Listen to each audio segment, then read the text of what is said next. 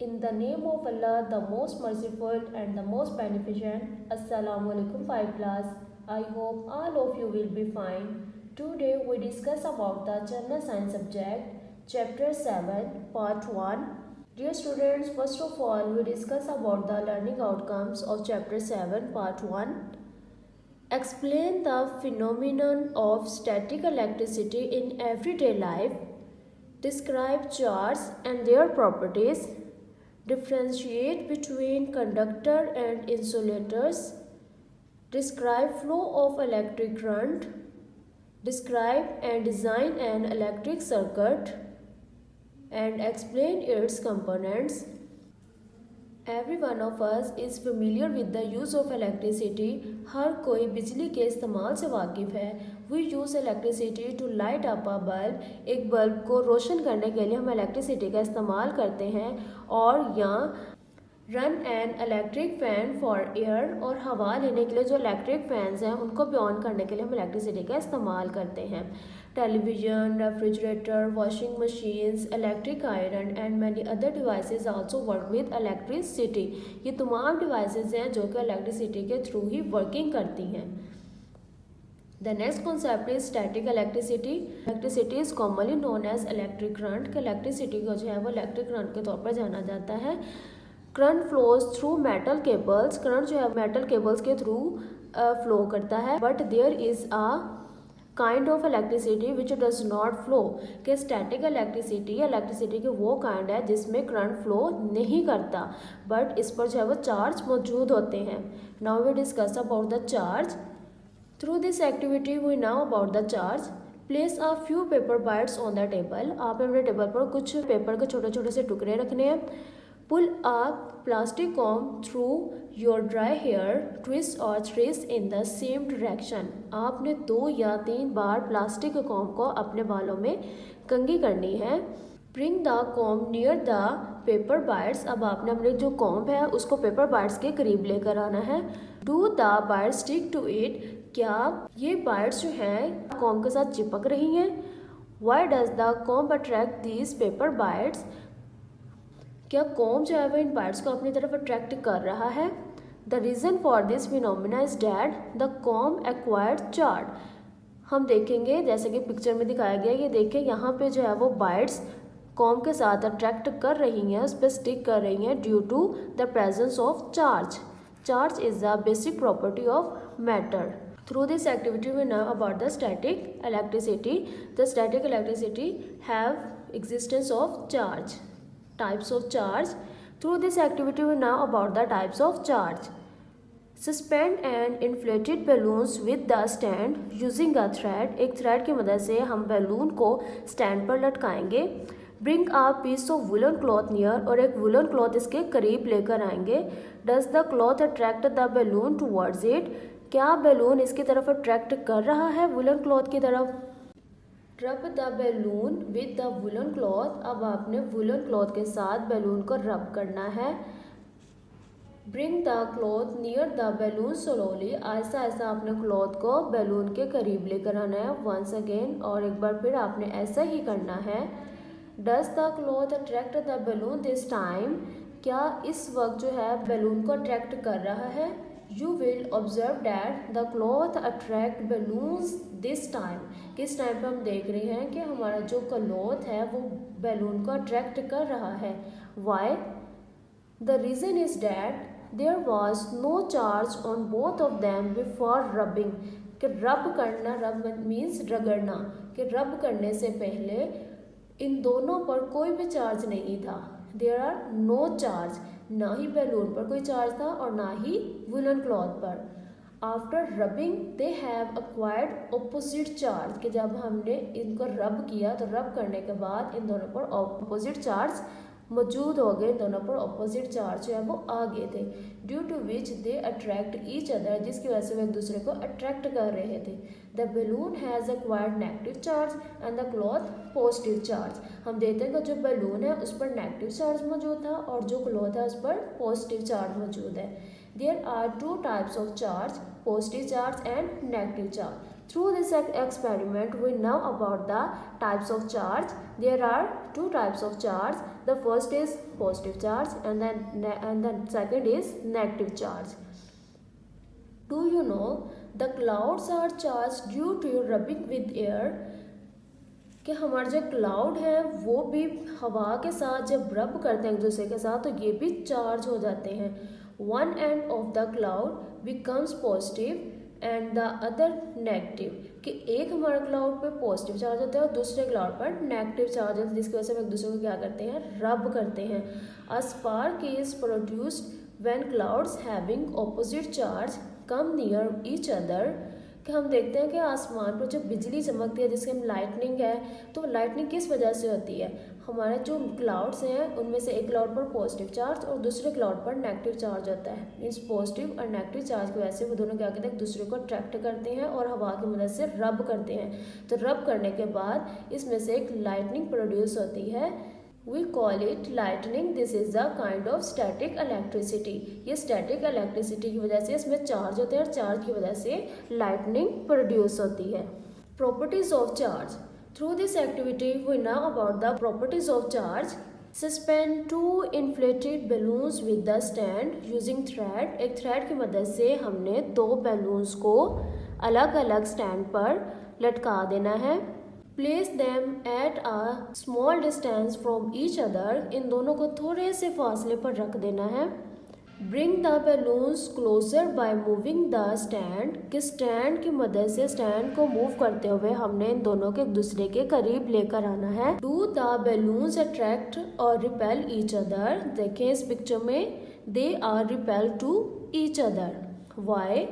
Because they have the same charge. Same charge होने की वजह से ये दोनों बैलून्स एक दूसरे को रिपेल कर रहे हैं. रब each balloon with a woollen cloth. अब आपने दोनों बैलून को वुलन क्लॉथ के साथ रब करना है, रगड़ना है. Bring them close. और अब इन दोनों को करीब लेकर आना है. डू दे अट्रैक्ट और रिपेल ईच अदर. अब हमने दोनों को ही वुलन क्लॉथ के साथ रब किया था तो दोनों पर फिर से सेम चार्जेस हैं. They are repel to each other. They have not attract to each other. कि जब हमारे पास बैलून जो है ये रब करने के बगैर थे तब भी इन पर सेम चार्ज था, जब हमने दोनों को रब किया तब भी इन पर सेम चार्ज था. तो same charge repel to each other. Now rub one balloon with woollen cloth. अब हमने एक बैलून को वुलन क्लॉथ के साथ रब करना है and the other with the plastic com. और दूसरे बैलून को प्लास्टिक कॉम के साथ रब करना है. Bring the balloon closer. अब इन दोनों बैलून्स के एक दूसरे के करीब लेकर आना है. अब हम देखेंगे कि अब जो है ये दोनों बैलून एक दूसरे को अट्रैक्ट कर रहे हैं. See this picture, they are attract to each other. Why? When balloon were rubbed with woollen cloth both of them acquired negative charge. कि जब हमने बैलून्स को वुलन क्लॉथ के साथ रब किया तो इन दोनों पर नेगेटिव चार्ज मौजूद थे. Due to which they repelled each other. जिसकी वजह से वो एक दूसरे को रिपेल कर रहे थे. When one balloon was rubbered with woolen cloth. जब हमने एक बैलून को वुलन क्लॉथ के साथ रब किया and the other with plastic object. और दूसरे को हमने प्लास्टिक के ऑब्जेक्ट के साथ रबर किया.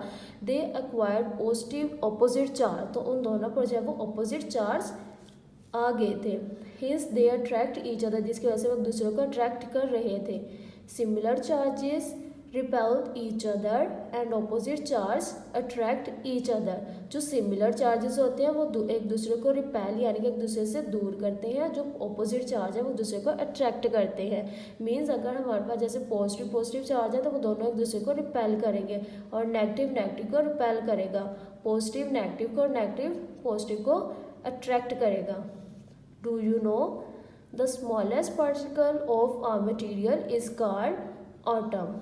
किसी भी मटेरियल के छोटे छोटे से स्मॉल पार्टिकल्स को हम एटम कहते हैं. The atom contain smallest particles. जो एटम है वो मजीद छोटे छोटे पार्टिकल्स पर मुश्तमिल होता है. इसमें से कुछ पार्टिकल्स इलेक्ट्रॉन्स हैं, कुछ जो है वो प्रोटॉन्स हैं. Proton have a positive charge and electron has the negative charge. के जो प्रोटॉन्स हैं इन पर पॉजिटिव चार्ज मौजूद होता है, जो इलेक्ट्रॉन्स हैं इन पर नेगेटिव चार्ज मौजूद रहता है. Protons and electrons are equal in number in an atom. कि किसी भी एटम में जो प्रोटॉन्स और इलेक्ट्रॉन्स की तादाद जो है वो सेम होती है. As a whole atom is neutral. It has no charge. Neutral means कि उस पर कोई भी चार्ज नहीं है, they have no negative charge and they have no positive charge. Students, हमने जितनी भी एक्सपेरिमेंट्स के बारे में जिक्र किया, ये तमाम एक्सपेरिमेंट्स, ये तमाम एक्टिविटीज स्टैटिक इलेक्ट्रिसिटी की थी और इसमें जो है वो करंट फ्लो नहीं करता, जस्ट इसमें चार्जेस होते हैं। Now we discuss about the electric current. You know that electric cell और a battery is used in these toys। हम जैसे देखें यहाँ पे टॉय दिखाया गया है और इसको चलाने के लिए हमने सेल यहाँ पे बैटरी का यूज़ करते हैं। The cell supplies energy for their working, कि हमारा जो सेल है वो वर्किंग करने के लिए, हमारी गाड़ी जो भी कार या टॉयज वगैरह की वर्किंग के लिए वो एनर्जी फ्राहम करते हैं। And electric cell is shown in the figure. देखिए यहाँ पे हमारे पास इलेक्ट्रिक सेल दिखाया गया है और इसके एक पॉइंट पर पॉजिटिव चार्ज मौजूद होता है और दूसरे पॉइंट पर नेगेटिव चार्ज होता है। Its one end is positive and the other negative. The negative end has excess of electrons whereas there is a deficiency of electrons as it positive end। जैसे कि देखिए जहाँ पे पॉजिटिव चार्ज है means यहाँ पे हमारे प्रोटॉन्स मौजूद है, जहाँ पे नेगेटिव चार्ज है मीन्स यहाँ पर हमारे इलेक्ट्रॉन्स मौजूद है। when both ends are joined through a metal wire, कि जब हम दोनों पॉइंट्स को किसी मेटल वायर के थ्रू ज्वाइन करते हैं एंड अ स्विच, और इसके साथ हम एक स्विच भी जो है वो यूज़ करते हैं। The electron starts moving from the end with excessive electrons और to the end with deficiency of electrons. ठीक है, तो इस तरह जो है वो करंट और फ्लो स्टार्ट हो जाता है। कि हमने क्या किया ना, हमारे पास एक सेल है, इस सेल को हमने एक वायर के साथ, दोनों इसके पॉइंट्स को हमने वायर के साथ कनेक्ट करना है। तो flow of charge is known as a electric current, कि जो भी चार्ज इसमें फ्लो हो रहे हैं, जैसे पॉजिटिव नेगेटिव चार्ज इसमें फ्लो हो रहे हैं, तो ये flow of charge is known as electric current. Switch is use to control the flow of charge, कि यहाँ पे देखिए स्विच भी यूज़ करते हैं। स्विच इसलिए यूज़ करते हैं ताकि हम फ्लो ऑफ करंट को कंट्रोल कर सकें। जब हम इसको ऑन करते हैं स्विच को तो हमारा फ्लो ऑफ करंट स्टार्ट हो जाता है, तो जब हम इसको स्टॉप करते हैं यानी ऑफ करते हैं बटन को, तो हमारा फ्लो ऑफ करंट स्टॉप हो जाता है। Dear students, the next topic is electric circuit and its components. हम जो है इसमें जानेंगे कि इलेक्ट्रिक सर्किट क्या है और इसके क्या क्या कंपोनेंट्स हैं। In our homes we turn on the switch to light a bulb और टू रन अ फैन। एक फ़ैन को चलाने के लिए और एक बल्ब को रोशन करने के लिए हम स्विच को ऑन करते हैं। The same switch is also use to turn them off, कि जब हम इसको ऑफ करते हैं, जब इसको हम बंद करना चाहते हैं तो हम बटन को ऑफ कर देते हैं। Simple electric circuit.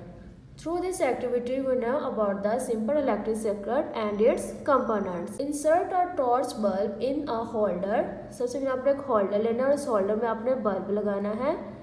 Connect the bulb to a cell और battery through a switch with the help of metal wires as shown in the figure.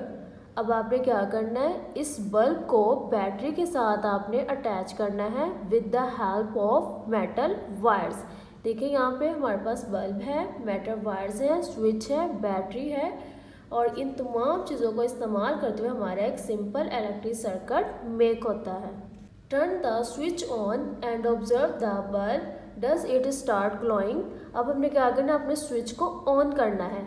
जैसे कि देखें यहाँ पे हमने स्विच को ऑन किया, तो ऑन करने के बाद हम देखते हैं the flow of current are start then the bulb is light up. जैसे ही हम लोग जो है वो फ्लो ऑफ करंट का स्टार्ट होता है, स्विच को ऑन करते हैं, तो स्विच ऑन करना होने के बाद बल्ब जो है वो रोशन हो जाता है due to the flow of charge. Now turn the switch off. अब हम स्विच को ऑफ करेंगे।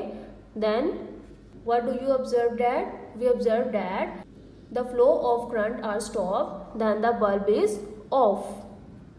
Electric current passes through the cell or battery, bulb, switch and wires as shown in the figure. They together provide a path for current to flow through it. अगर हम components की बात करते हैं, bulb, switch, battery, these are the main path of flow of current. Electric circuit is the path of flow of current. Bulb, battery or cell and switch are called the components of electric circuit. Battery is the source of electric current.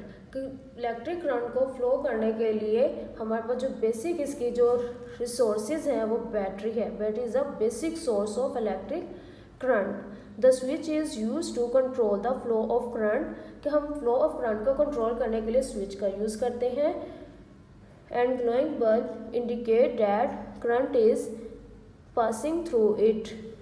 तो जब हम उसको switch को on करते हैं तो क्या होता है, हमारा फ्लो ऑफ करंट स्टार्ट हो जाता है और बल्ब ऑन हो जाता है। और जब हम इसी स्विच को ऑफ करते हैं तो हमारा फ्लो ऑफ करंट जब स्टॉप हो जाता है, हमारा बल्ब ऑफ हो जाता है।